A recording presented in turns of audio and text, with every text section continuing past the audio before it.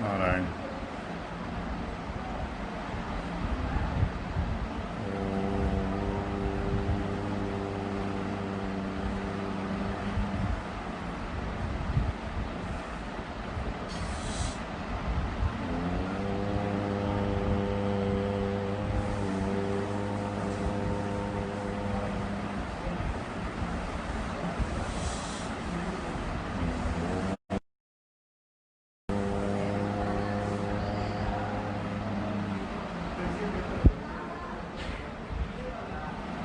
नारायण।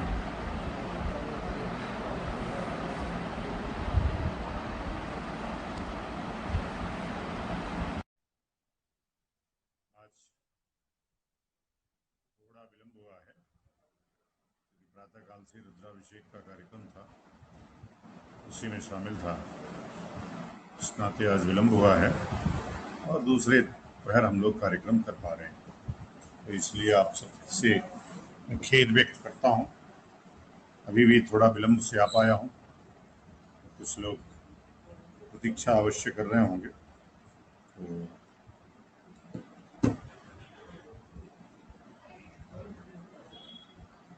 सुनील जी, संदीप सेन गुप्ता जी, कौशल नारायण मिश्र जी, कुछ लोग शामिल हो जाएंगे तो फिर बात शुरू किया जाएगा, क्योंकि बहुत इम्पोर्टेंट विषय पे हम लोग बात करते हैं। सप्ताह में 2 दिन रहते हैं। आप सभी इस पूरे वीडियो को कुछ लोगों के बीच शेयर करिए, ताकि कुछ और आपके मित्रगण आ सकें, जुड़ सकें हम लोगों से।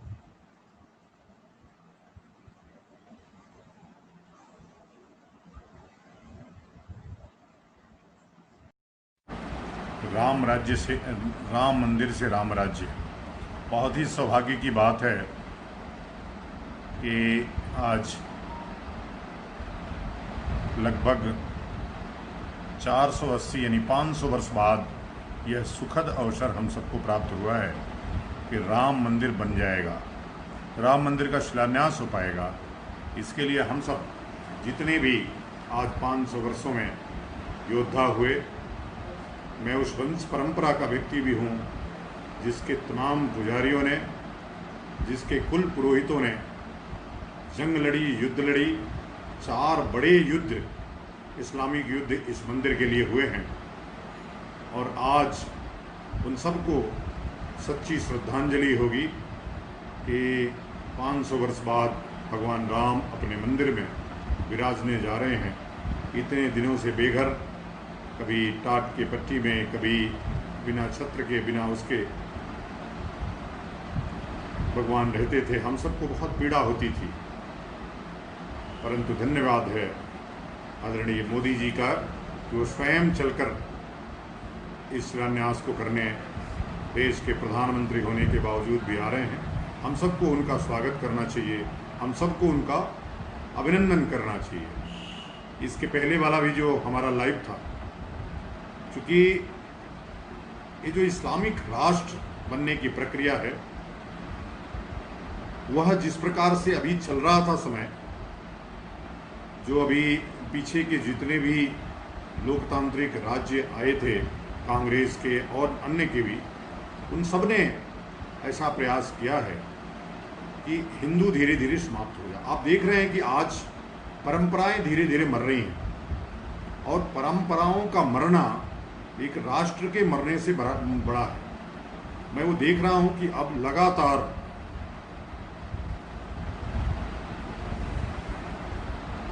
लगातार हिंदू धर्म की परंपराओं की अवनति हो रही थी। अब परंपराओं का ज्ञान किसी को नहीं है और न ज्ञान देने वाला। हमने शंकराचार्य जी के ऊपर हो रहे आक्षेप के ऊपर प्रश्न उठाया था, और यह सही है कि मठावनाई में भी ये बात आई है कि जब शासन तंत्र और शंकराचार्य यानी गुरु के बीच द्वंद्व उत्पन्न हो जाए तो जनता को किसकी बात माननी चाहिए। तो उसमें साफ लिखा है कि उस समय जो गुरु कहता है उसी की बात मानी जानी चाहिए, आप सबको भी। परंतु न शासन तंत्र आज वैसा है, क्योंकि शासन तंत्र अब दिशाहीन हो चुका है। फिर भी जैसा शासन तंत्र है, जैसी व्यवस्था है, अगर वह सनातन वैदिक धर्म की समृद्धि के लिए काम कर रही है तो वह निश्चित रूप से इस दिशा में समझना चाहिए कि एक कदम है कि हमको राम राज्य लाना है। राम राज्य उसमें जिसमें ऊंच नीच भेदभाव रहित राष्ट्र का निर्माण, समाज का निर्माण करना है। ऐसी व्यवस्था जब हम लेकर के आएंगे तो निश्चित रूप से यह राम मंदिर सार्थक होगा।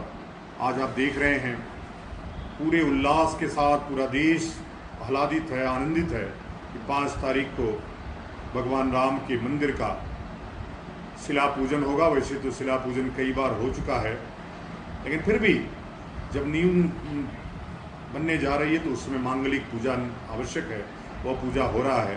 परंतु आप सुन रहे हैं कई बातें, अभी मैं आपको इसी में दिखाऊंगा कि किस प्रकार से एक मुसलमान जो टोपी लगाता है, मस्जिद जाता है, इस्लाम को मानता है, रोज़ा रखता है, पूरी तरह से इस्लामिक पद्धति को फॉलो करता है और कभी कभी आपको गो कथा भी सुनाता है, ऐसा मोहम्मद फैज़ मिट्टी लेकर के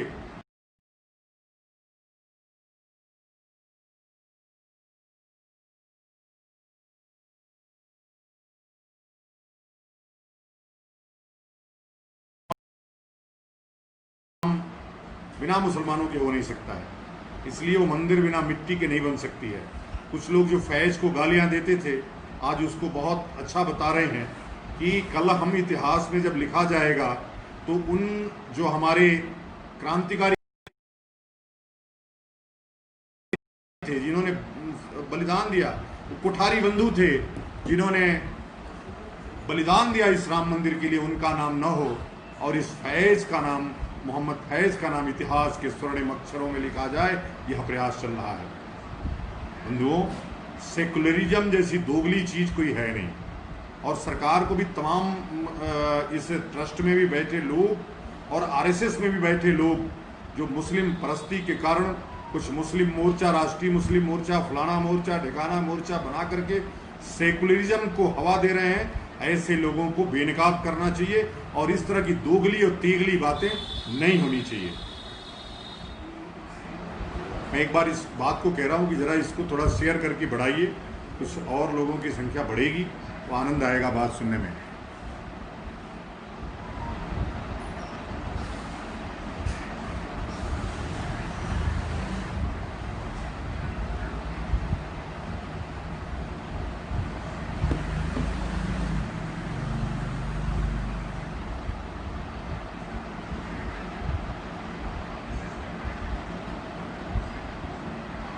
तो मैं कह रहा था कि ये जो मोहम्मद फैज़ या जो मोहम्मद परिवार के लोग हैं जिनकी इमारत ही पूरी हिंदू धर्म के विनाश पे खड़ी है। आप देखिए अभी हमारी एक राम मंदिर बन रहा है, हमको अभी काशी विश्वनाथ चाहिए, हमारे भगवान अपने मूल घर में आज भी नहीं है। हमको मथुरा चाहिए, राम कृष्ण जन्मभूमि चाहिए, इसलिए भगवान आज भी अपने मूल भवन में नहीं है, मूल मंदिर में नहीं है। आप जब हम काशी जाते हैं, काशी विश्वनाथ में दर्शन को जाते हैं, जब उस विशाल काय नंदी को देखते हैं तो प्रभु के घर की याद आती है। आज भी इन जालिमों के हाथों में वहाँ पे आज भी जुमे की नमाज होती है, उस नमाज को बंद कराना है और जब तक उस काशी विश्वनाथ भगवान को, हमारे भोले बाबा को उनके मूल घर में वापस नहीं भेजेंगे तब तक हमको लगता है कि हमको उस तरह का चैन या उस तरह का उल्लास मिलने वाला नहीं है। और इस राम मंदिर के उल्लास के साथ ही अगर वो भी उल्लास मनता तो क्या आनंद होता, लेकिन कोई बात नहीं, आनंद से आनंद की शुरुआत ही अच्छी, आनंद की शुरुआत तो हुई। और इस राम मंदिर में, राम मंदिर के जो 5 तारीख को होने वाले शिलान्यास को हमको भव्य स्वरूप देना है। देश भर के लोगों को दलगत राजनीति से ऊपर उठ करके समस्त हिंदू सनातन परिवार को एकजुट होकर के इस शिलान्यास कार्यक्रम को भव्य बनाना चाहिए। हम ये नहीं, हम तो इस बात को कह चुके हैं, यदि शंकराचार्य भगवान ने कहा है कि उस डेट को परिवर्तित करना चाहिए और शुभ मुहूर्त में इस कार्यक्रम को करना चाहिए, तो इस शासन तंत्र को ये भी बात माननी चाहिए। लेकिन फिर भी नहीं मान रहे हैं तो हमारे भगवान राम के, मर्यादा पुरुषोत्तम के मूल घर में वापसी का प्रश्न है। उनको अपने घर में ले जाने के लिए अगर शासन को यही लगता है चलेगा, उस दिवस को हम सबको मिलकर के भव्य बनाना चाहिए, दिव्य बनाना चाहिए और शानदार मंदिर बनने के लिए अपने अपने इच्छानुसार जो भी 2, 4, 5, 10, 20 हजार रुपये आप दे सकते हो, आप उस ट्रस्ट को दान दीजिए ताकि भव्य और दिव्य मंदिर का निर्माण संभव हो सके। बंधुओं, मैं सुबह भी एक पोस्ट डाला था कि पूरा जो ये शासन तंत्र है जो संविधान के दम पे चल रहा है वो पूरी तरह से दिशाहीन हो चुका है। आप समझिए कि 1950 के पहले भारत में कोई संविधान नाम की चीज नहीं थी। संविधान नहीं थी, चार्टर और एक्ट के हिसाब से अंग्रेज चलाते थे।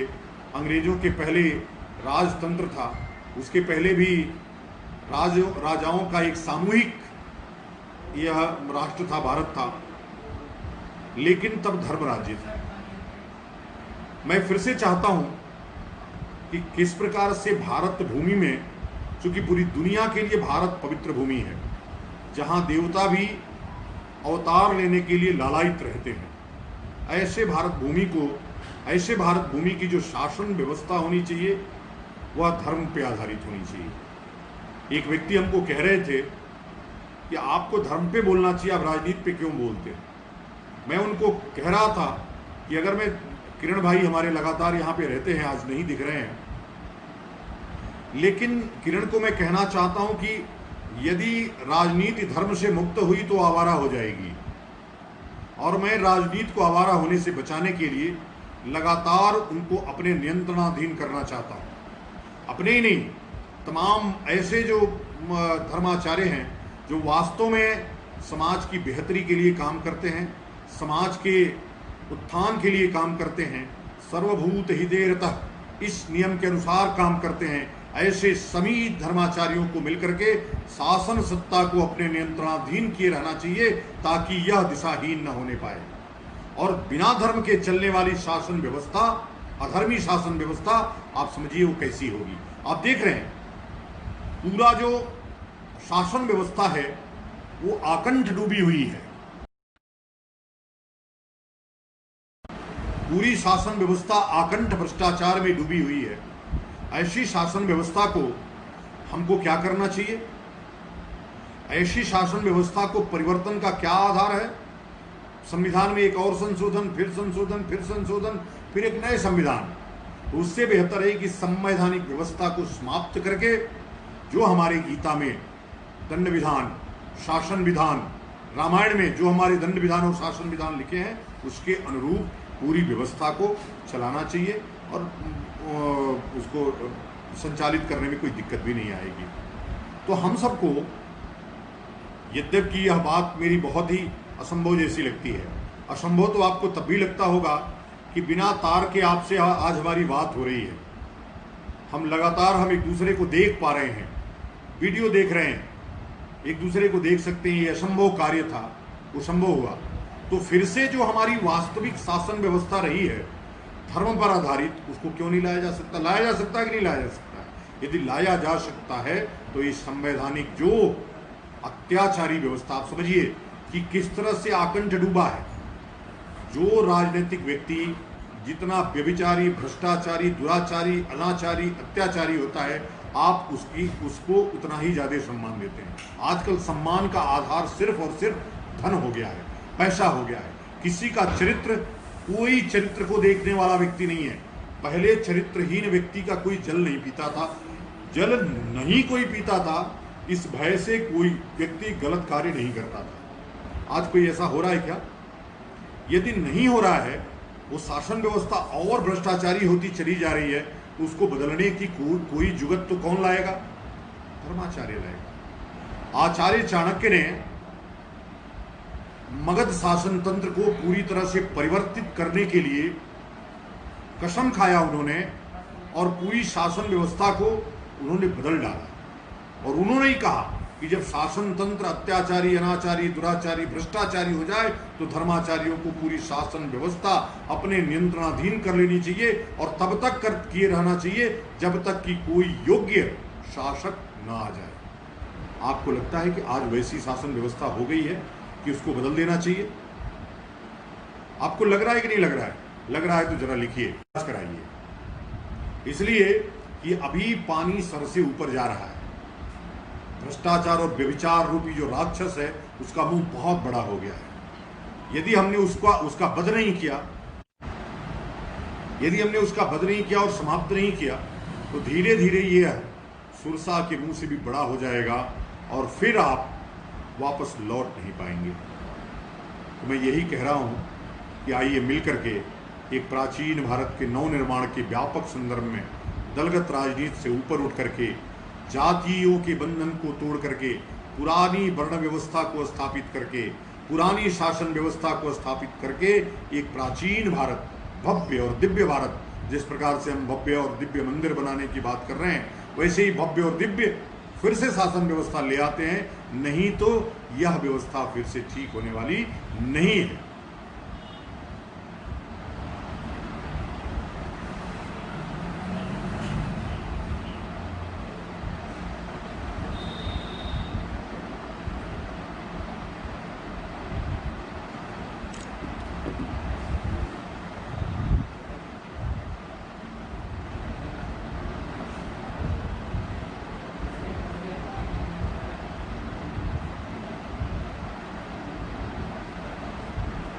स्वामी जी, वर्तमान राजनीतिक परिदृश्य में ऐसा प्रतीत होता है कि हम राम राज्य की स्थापना से बहुत दूर हैं, फिर भी हमारे सामूहिक प्रयास इस दिशा में होने चाहिए। बिल्कुल।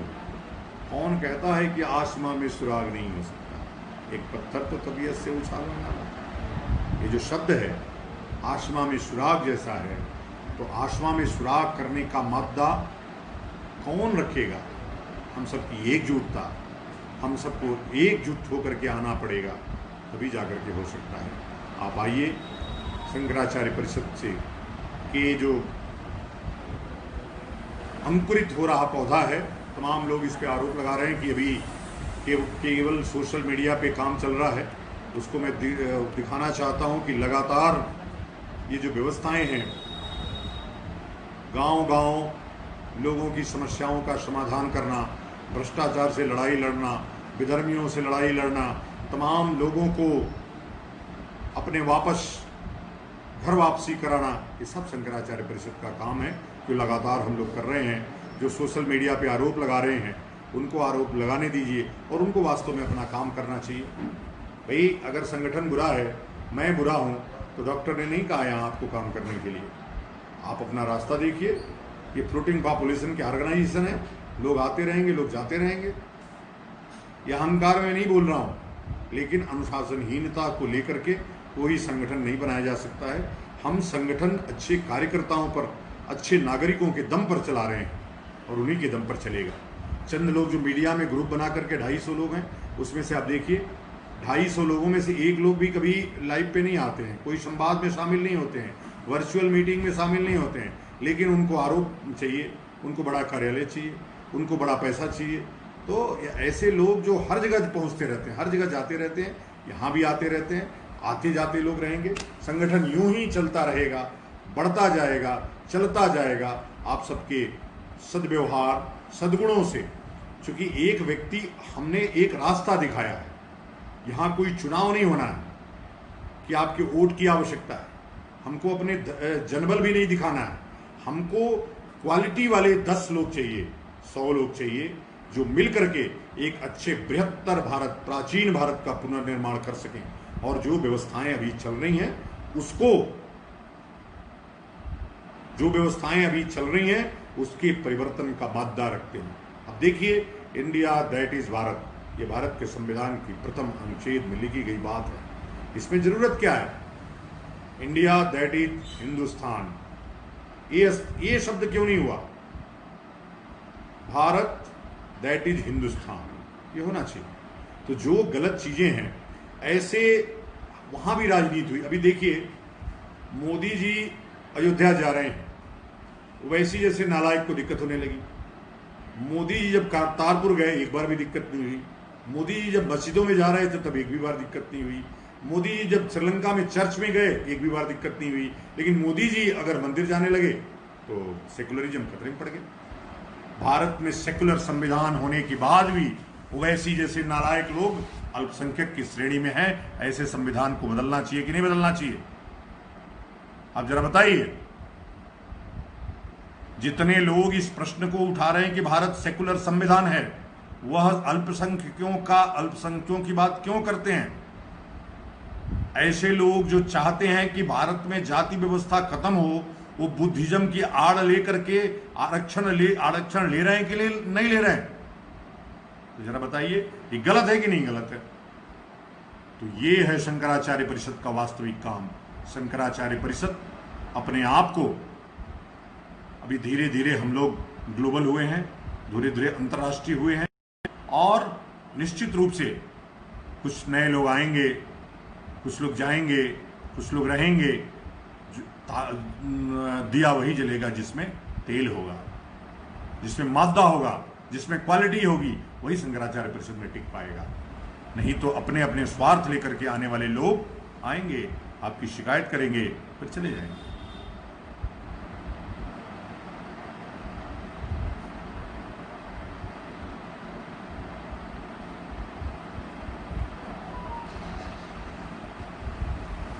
तो शंकराचार्य परिषद अपने एक नए एजेंडे के साथ आज हमने एजेंडे की घोषणा किया है कि शासन व्यवस्था पुनः धर्म पर आधारित होनी चाहिए। यहाँ पर जितने भी मुसलमान हैं सब धर्मांतरित हैं, उनको मूल अपने घर वापस लौट जाना चाहिए। जितने मस्जिदें हैं सब किसी न किसी मंदिर को गिरा करके बनाई गई हैं। जितनी मस्जिदें हैं बालात किसी न किसी के खेत पर कब्जा करके बनाई गई हैं। जितने ईदगाह हैं सब ऐसे ही बनाए गए हैं।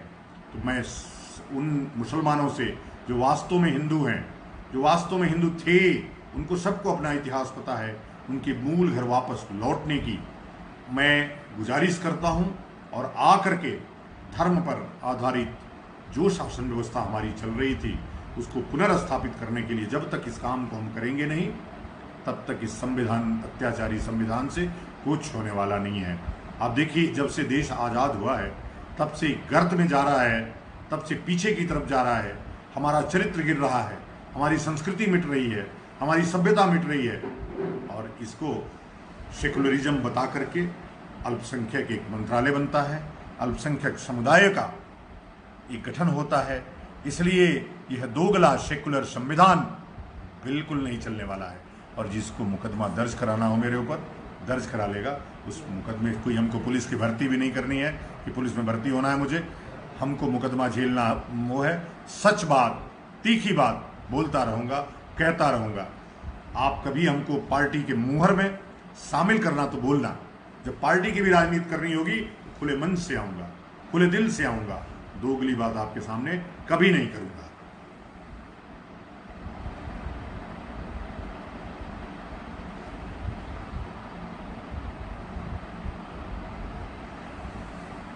बिल्कुल मिथिलेश, सही कह रहे हो। ये जितने भी अनुच्छेद हैं सब आयातित हैं, और जितने भी कानून हैं आईपीसी और सीआरपीसी, वो सब अंग्रेजों के शोषण वाले कानून हैं। इन इतने लिखे पढ़े लोगों ने मिलकर के संविधान का निर्माण किया। वो एक संविधान भी, अपनी शासन व्यवस्था भी स्वयं नहीं बना सकते थे। कितने देशों से आयातित करके संविधान का निर्माण हुआ है। तो ये दोगला नहीं, तेगला नहीं, पांचगला है।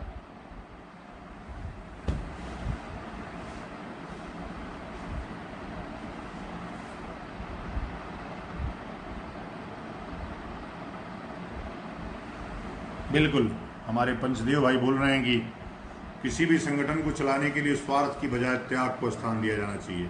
बिना त्याग के कोई संगठन नहीं चल सकता। संगठन चलाने वाला व्यक्ति बहुत बड़ा त्याग करता है, जो आप करते हैं। अच्छा, चलिए, आपको लगता है कि मैं करता हूँ, मेरे जैसे सैकड़ों लोग शंकराचार्य परिषद के पीछे त्याग कर रहे हैं और यहाँ पे उपस्थित हैं। 7-8 लोग तो उपस्थित हैं, कौशल नारायण मिश्र जी, सीपी श्रीवास्तव जी, मिथिलेश जी, आप स्वयं। अच्छा, सेकुलर का शाब्दिक अर्थ दोगला है, आज पहली बार पता चला। अच्छी बात है। अभी नहीं, पूरा देश कहने लगेगा थोड़े दिन बाद मेरे साथ और सबको दिक्कत होगी। इसलिए कि थाने की दहलीज पर जब कोई गरीब व्यक्ति पैर रखता है और उसके पॉकेट में पैसा नहीं रहता है, तो सिपाही, जिस तरह से आप पहले किसी ऐसे ही भ्रष्ट मंदिर में घुसते थे, पंडे आपको बर्रे की छत्ती की तरह छाप लेते थे, पूजा मैं कराऊंगा मैं कराऊंगा मैं कराऊंगा, वैसे ही पुलिस के ऑफिस में जाते ही, थाने में जाते ही पुलिस वाला दौड़ा करके आपको पकड़ लेता है कि तुम पैसा मुझे दो, मैं तुम्हारी सारी समस्या सॉल्व कर दूंगा। आपको भी ऐसा लगता है कि जब तक ये 5,000 लेगा नहीं तब तक हमारी समस्या तो सॉल्व होने वाली नहीं है। ऐसे लोग, ऐसी शासन व्यवस्था, योगी नहीं, योगी के परदादा भी आ जाएंगे तो भी ये व्यवस्था बदलने वाली नहीं है। इसलिए कि संविधान खराब है यहाँ का। और देखिए, ये जो लोग हैं वह गीता की आड़ नहीं लेते हैं, रामायण की आड़ नहीं लेते हैं, उसी संविधान की आड़ लेते हैं। वो चंद्रशेखर रावण है ना, दोगला बौद्ध, लगातार बोलता है हिंदू धर्म की महिलाओं को बिंदी लगाने पे मना करता है, आपको मंदिर जाने से रोकता है। ऐसे दोगले व्यक्ति को जो संविधान की आड़ लेकर के दलित, हिंदू दलित होने का लाभ लेता है और अपने आप को बौद्ध कहता है, कोई है शासन व्यवस्था जो उसको रोक सकती है? ऐसा वो दिल्ली वाला, क्या नाम है उसका नाम भी मैं बार बार भूल जाता हूं, इनका नाम अच्छा है लेकिन मुझे याद नहीं है। ऐसे दोगले लोग जो अपने आप को बौद्ध कहते हैं और दलित, हिंदू दलित होने का लाभ लेते हैं, आरक्षण लेते हैं, कौन शासन व्यवस्था इनको बदल सकता है? तो यदि आप नहीं बदल पा रहे हैं तो कम से कम एक आवाज बनिए। मुट्ठी भर लोग आज खड़े हैं, कल पूरा भारत खड़ा होगा हमारे पीछे, मैं इस बात को जानता हूं। और ये जो संविधान निकम्मा है वो संविधान बदलना है। जो संविधान आरक्षण की व्यवस्था करता है, जो संविधान फंडामेंटल राइट से देता है और कहता है धर्म, मूल, वंश, जाति के आधार पर किसी में विभिन्नता नहीं उत्पन्न की जा सकती, फिर आरक्षण की व्यवस्था करता है। संविधान में जितने चाहो उतने इस शासन व्यवस्था के लोग संविधान में संशोधन करके अपने अनुकूल बना लेते हैं। क्या चाहिए उसको? कैसी व्यवस्था है? गीता में कोई परिवर्तन नहीं कर सकता, रामायण में कोई परिवर्तन नहीं कर सकता, महाभारत में कोई परिवर्तन नहीं कर सकता, उसमें परिवर्तन नहीं हो सकता है। लेकिन आपकी जो पवित्र किताब है संविधान में, आए दिन उसका चीरहरण होता है, आए दिन पुलिस वाला उस पर डकैती डालता है, उसकी बलात्कार करता है, उसका रेप करता है। तो मैं इस बात को आप सबके समक्ष इसको रखना चाहता हूं कि आप सब मिलकर के ये जो निरंकुश, अत्याचारी, व्यभिचारी शासन व्यवस्था है, इसको बदलने के लिए आप सब आगे आइए मिलकर के इस शासन व्यवस्था को बदलते हैं, फिर नए भारत, प्राचीन भारत का निर्माण करते हैं।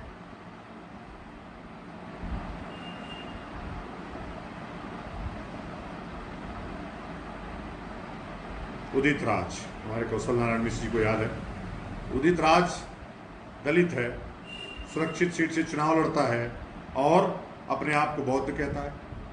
बौद्ध अल्पसंख्यक की श्रेणी में आता है।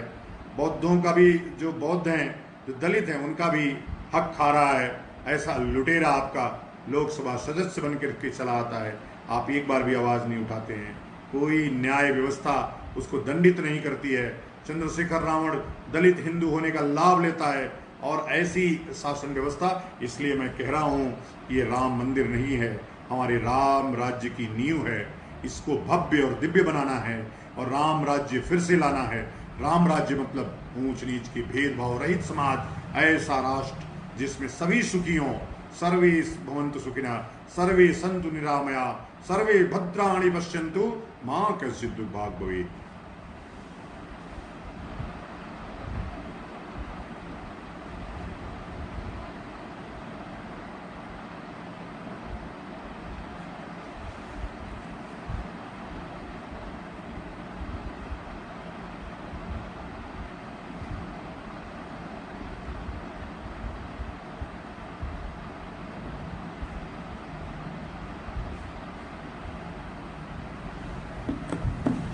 एक व्यक्ति आज लिखा,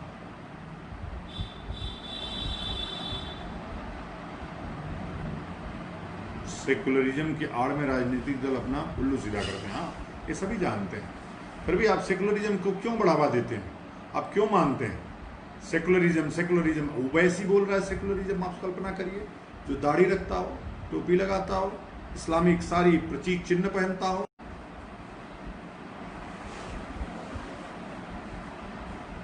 सीपी श्रीवास्तव जी कुछ बता रहे हैं कि 42वें संविधान संशोधन के द्वारा इसमें कुछ सेकुलरिज्म, डेमोक्रेटिक रिपब्लिक को जोड़ा गया। ठीक बात है। तो वही तो बोल रहा हूँ कि ये आए दिन रोज ये लोग संविधान में संशोधन कर देते हैं। एक ऐसा संविधान है जो रोज संशोधित होता है, वह अपने मूल उसमें नहीं है।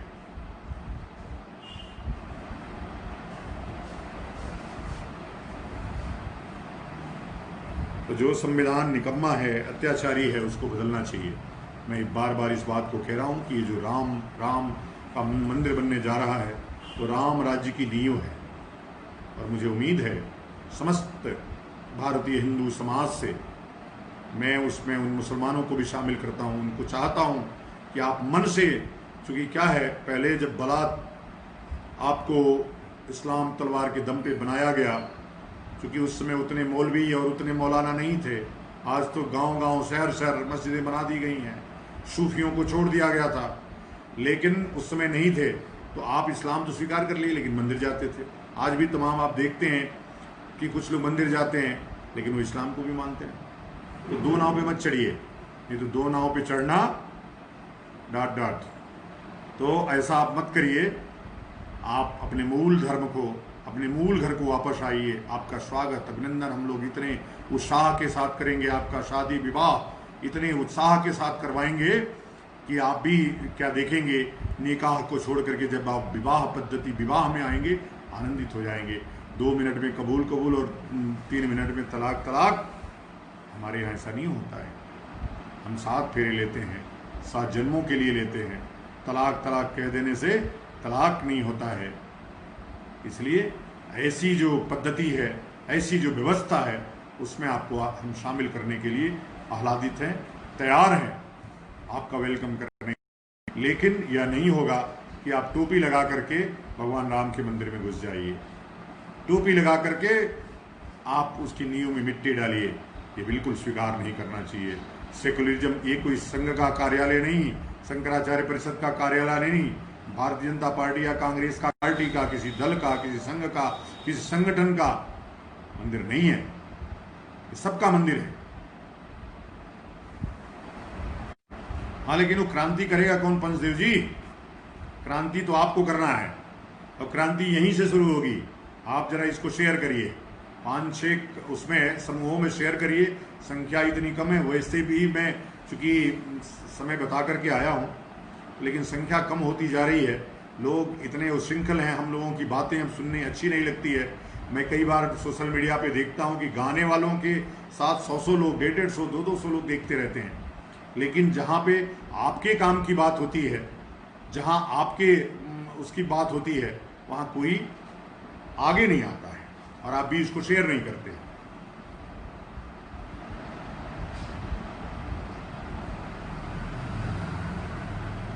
तो व्यापक क्रांति सबको मिलकर के करना होगा, सबको मिलजुल करके करना होगा। इन आवाज़ को बुलंद करना होगा, अपनी परंपराओं को और सुदृढ़ करना होगा, अपनी मित्रता को और सुदृढ़ करना होगा। और आपको निश्चित रूप से तैयार होना पड़ेगा। मैं कह रहा था कि एक व्यक्ति आज पोस्ट डाला कि अल्हम्दुलिल्लाह फैज भाई की मिट्टी से ही अब भगवान राम का मंदिर बनेगा, और ट्रस्ट ने उनको विधिवत आमंत्रित किया है।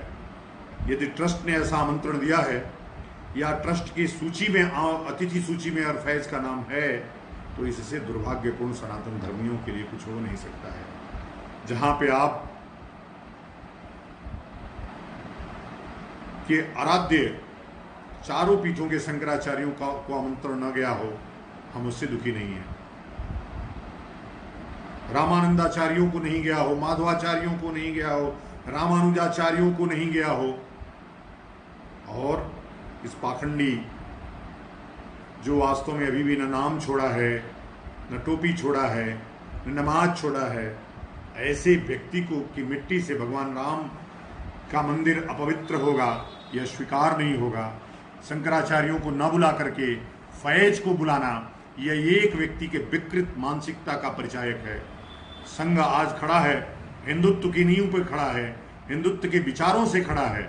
वह राष्ट्रवाद का कहना है, लेकिन हिंदुत्व उनकी कार्य पद्धति है, उनकी जीवन शैली है। अगर वो बदलेगा तो संघ भी मिट्टी में मिल जाएगा, कांग्रेस की तरह ही। मैं कह रहा हूं इस बात को, भाजपा भी मिट्टी में मिल जाएगी कांग्रेस की तरह ही। इसलिए आप अहंकार के वशीभूत होकर के जो चाहिए वह करिए, ऐसा नहीं संभव हो सकता है।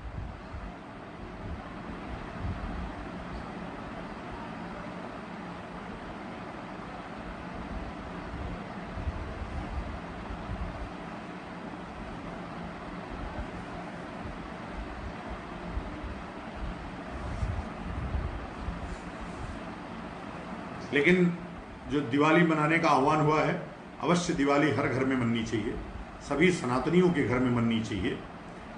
आप समझिए, एक व्यक्ति कल उनसे सोशल मीडिया के माध्यम से परिचय हुआ, उन्होंने जिस प्रकार का इतिहास लिखा है मैं उसको आज हूबहू शेयर करूंगा, आप सब उसको पढ़िएगा। कितने कुर्बानी कह रहा हूं मैं, कितने लोग बलिदान हुए हैं इसमें, कितने लोगों की शहीद हुए हैं इसमें।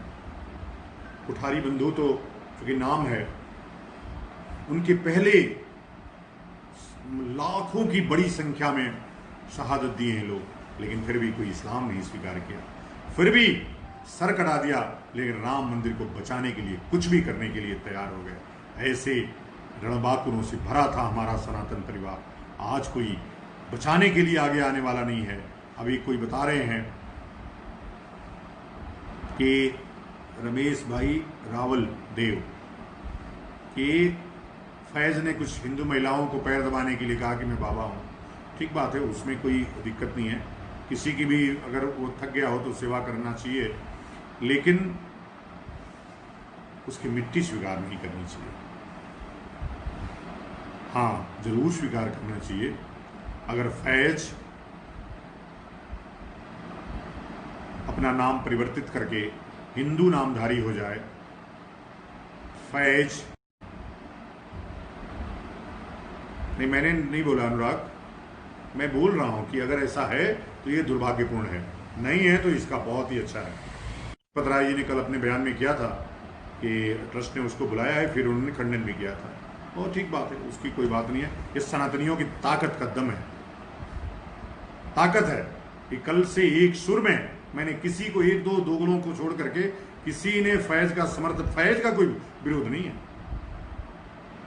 फैज का विरोध नहीं है, लेकिन फैज की मिट्टी भगवान राम की नींव में पड़ेगी, इसका विरोध है। इसलिए कि जन्म जन्मांतर तक स्वर्णिम अक्षरों में वो सब अपना नाम अंकित कर ले जाएंगे और कल को बोलेंगे अल्हम्दुलिल्लाह, हमारी ही मिट्टी से, हमारी मिट्टी में इतना दम है कि आज राम मंदिर उसी पे खड़ा है।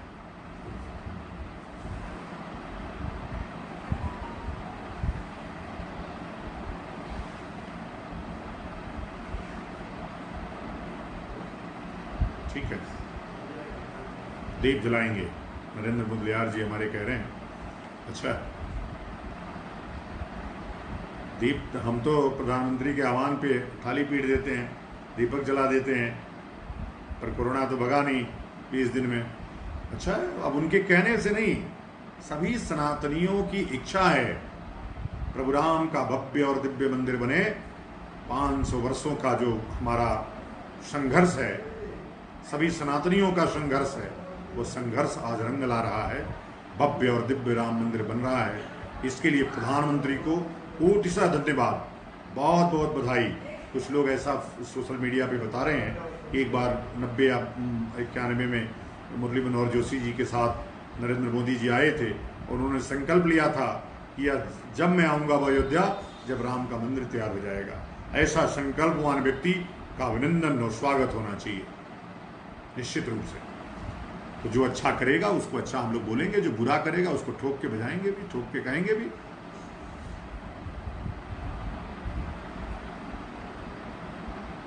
दीपावली मनेगी, बिल्कुल बिल्कुल, पटाखे छोड़िए, दीप जलाइए।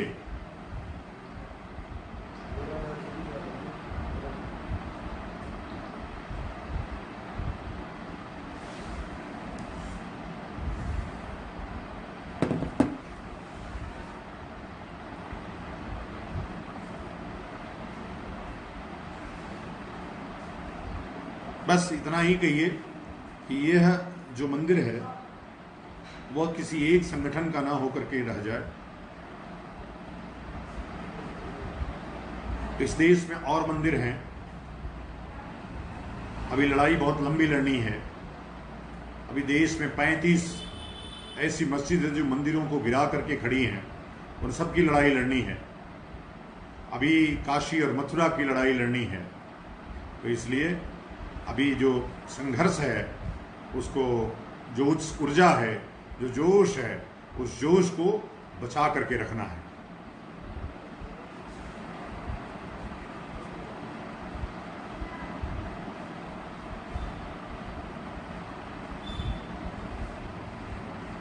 अच्छा है, सतीश शर्मा जी बता रहे हैं फैज के बारे में फैलाई गई पूरी न्यूज फेक है या मंदिर विरोधी। मंदिर विरोधी कौन है यार? जो दोगला होगा वो मंदिर विरोधी होगा?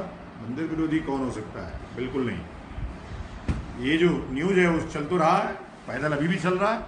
ये फेक न्यूज कैसे है? तुम किस न्यूज की बात कर रहे हो? पता नहीं। वो तो लगातार बयान दे रहा है, वीडियो उसका कैसे फर्जी हो सकता है?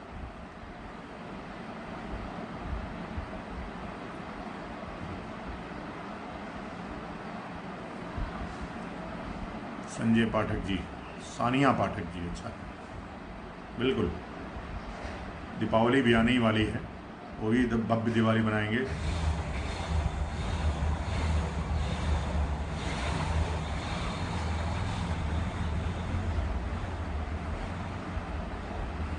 बिल्कुल।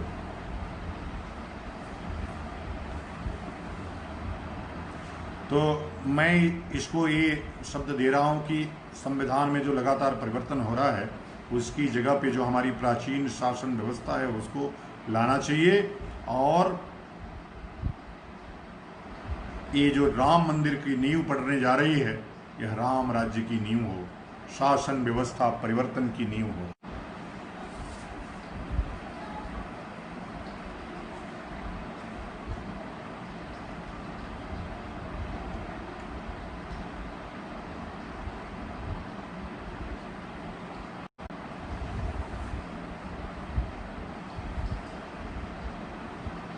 चलिए, अच्छा है आप सब आज हमको इतनी बड़ी संख्या में सुने। थोड़ा समय परिवर्तित हुआ, रविवार को फिर वही समय रहेगा। बीच में अगर कोई बात आवश्यक हुई तो आप हमसे साझा करते रहें, बोलते रहें, कहते रहें अपने संसदीय शब्दों में। अपने शंकराचार्य परिषद को मजबूत बनाते रहें। शंकराचार्य परिषद मजबूत होगा तो एक अच्छे हिंदू राष्ट्र का निर्माण होगा, सनातन वैदिक धर्म की शासन व्यवस्था संचालित होगी। इसलिए यह लड़ाई, यह नींव अब पड़ने जा रही है और हम सबको मिलकर के उसका स्वागत, अभिनंदन और वंदन करना चाहिए। आप सबका बहुत बहुत आभार, बहुत बहुत धन्यवाद। आपने इतनी बड़ी संख्या में सुना। जय श्री राम, जय श्री राम।